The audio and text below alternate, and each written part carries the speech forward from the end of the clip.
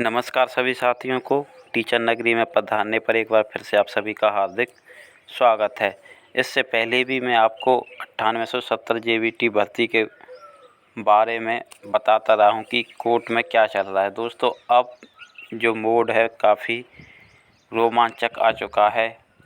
या तो पूरी भर्ती रद्द हो सकती है या फिर 9870 से ऊपर जितने भी बंदे इन्होंने लगाए हैं उनको हटाया जा सकता है। कल क्या रहा उसकी मैं आपको सारी जानकारी दूंगा, लेकिन उससे पहले आपको बता देना चाहता हूं कि जितने भी हमारे जेवीटी एस्टेट पास साथी हैं वो हमारा साथ दें। हम भी सोमवार को इसमें पार्टी बनना चाहते हैं, जिससे कि हमारा पक्ष भी सुना जाए। और यदि हमारा वकील कोर्ट में खड़ा होता है तो एक बहुत ही बड़ा निर्णय आपको देखने को मिल सकता है। उस सब के लिए वकील के लिए पैसों की ज़रूरत होती है। काफ़ी धन हमने आपस में जुटा लिया है, लेकिन अभी भी हमें पैसों की ज़रूरत है।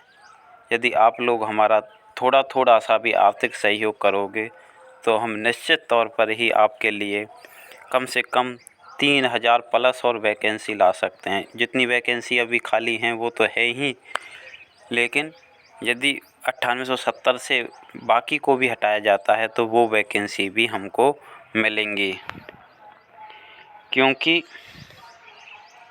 सरकार जो हमने कोर्ट केस किया हुआ उसमें कहती है कि हमारे पास सरप्लस वैकेंसी हैं। लेकिन जब आप सरकार से एजी से मांगा गया तो उन्होंने कहा है कि हमारे पास 16000 के आसपास वैकेंसी खाली हैं। तो दोनों केसों में अलग अलग जवाब, तो सरकार झूठी साबित होगी। तो वो वैकेंसी प्लस जो 9870 हैं, जब एडवर्टाइजमेंट जितने की होती है उतने ही बंदे आप सिलेक्ट कर सकते हो। उसके लिए हमने सुप्रीम कोर्ट और बंगाल कोर्ट की आदेश की कॉपी भी ले ली है, लेकिन आपके सहयोग की अब ज़रूरत है। मैं डिस्क्रिप्शन में और कमेंट बॉक्स में एक व्हाट्सएप ग्रुप का लिंक दूंगा, वहां पर जाकर आप दिए गए नंबर पर आर्थिक सहयोग कर सकते हैं तथा आपको एक ग्रुप में जोड़ दिया जाएगा जहां आपको सारी जानकारी मिलती रहेगी।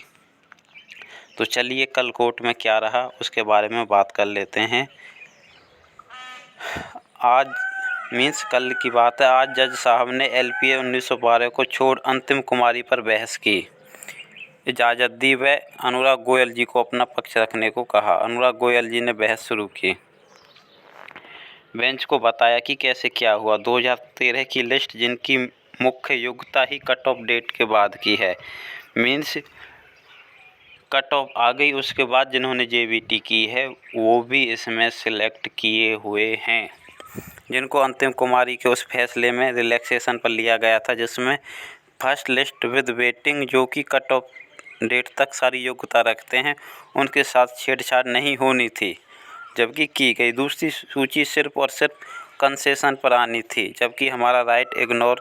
तब हम दोबारा कोर्ट आए। जो पीजीटी की सेम भर्ती में एस्टेट 2013 पीजीटी बाहर हो गए थे।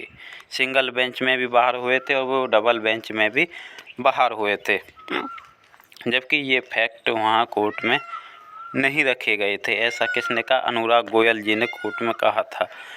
इंटरम ऑर्डर से सब कुछ प्रोविजनली हुआ, फिर अंतिम फैसले में क्या हुआ इसको इग्नोर किया गया।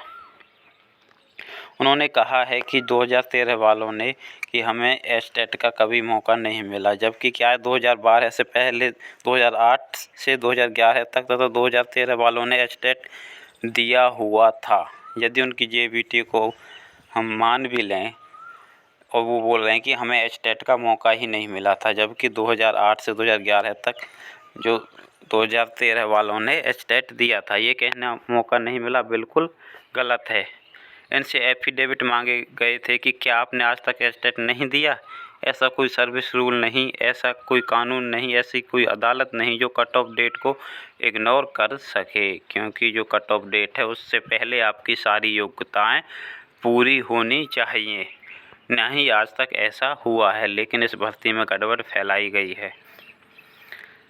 हम पहले कोई ऑब्जेक्शन नहीं था 2013 वालों को जी सदके लो जी, लेकिन पहली सूची की बलि देकर नहीं। हमारे पास जिस मर्जी को, हमारे बाद जिसको मर्जी उसको रखो, लेकिन हमें पहले इसकी इजाज़त देता हो। फिर अनुराग गोयल जी ने लगभग 80 मिनट बहस की। जिस इंटरम ऑर्डर को 2013 वाले साथी भर्ती में आए उनकी चर्चा हुई। मीनाक्षी मलिक केस पर चर्चा हुई। अंतिम कुमारी उन सभी पॉइंट स्टेटमेंट्स को पढ़ा कर जो फर्स्ट लिस्ट को सुरक्षित रखते हैं। उससे जुड़े दर्जनों केस के आदेश बताए गए। उसके बाद जज साहब ने R.K. मलिक जी को बोलने का अवसर दिया। उन्होंने भी उपरोक्त बातों को दोहराया। अंतिम कुमारी में सरकार के पक्ष, एजी की स्टेटमेंट, पहली सूची की प्रोडक्शन, दूसरी लिस्ट को कैसे लेना था आदि सभी बातों को कोर्ट में रखा हुआ। जज साहब ने उनका पक्ष ऑन रिकॉर्ड किया। अब अगली तारीख सोमवार की है, जिसमें 2013 की तरफ से वकील पक्ष रखेंगे व एजी साहब भी पक्ष रखेंगे। ये टीम वहाँ थी और हमने अपना वकील भी जो हमारा केस लड़ेगा, यदि हमें आप सभी से पर्याप्त धनराशि प्राप्त हुई तो सोमवार को हमारा वकील भी कोर्ट में खड़ा होगा। लेकिन बिना आपके सहयोग से हम ऐसा नहीं कर सकते। कोई भी एक भी बंदा ऐसा नहीं है जो स्वयं खर्चा उठा सके। सब ने जेबीटी की हुई, एस्टेट की हुई। यदि आप सब सहयोग करोगे तो निश्चित तौर पर ही हमारी जीत होगी और आपको वैकेंसी भी बहुत जल्दी देखने को मिलेंगी।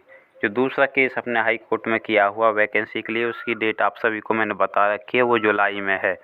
उसके लिए हमने प्रत्येक ज़िले में आरटीआई लगाई हुई है और सारी वैकेंसीज़ की डिटेल मांगी हुई है। उसमें काफ़ी ज़्यादा वैकेंसी सामने आ रही हैं, जबकि सरकार कोर्ट में जाकर कहती है कि हमारे पास सरप्लस वैकेंसी हैं। तो हम काफ़ी हिम्मत से लड़ाई लड़ रहे हैं।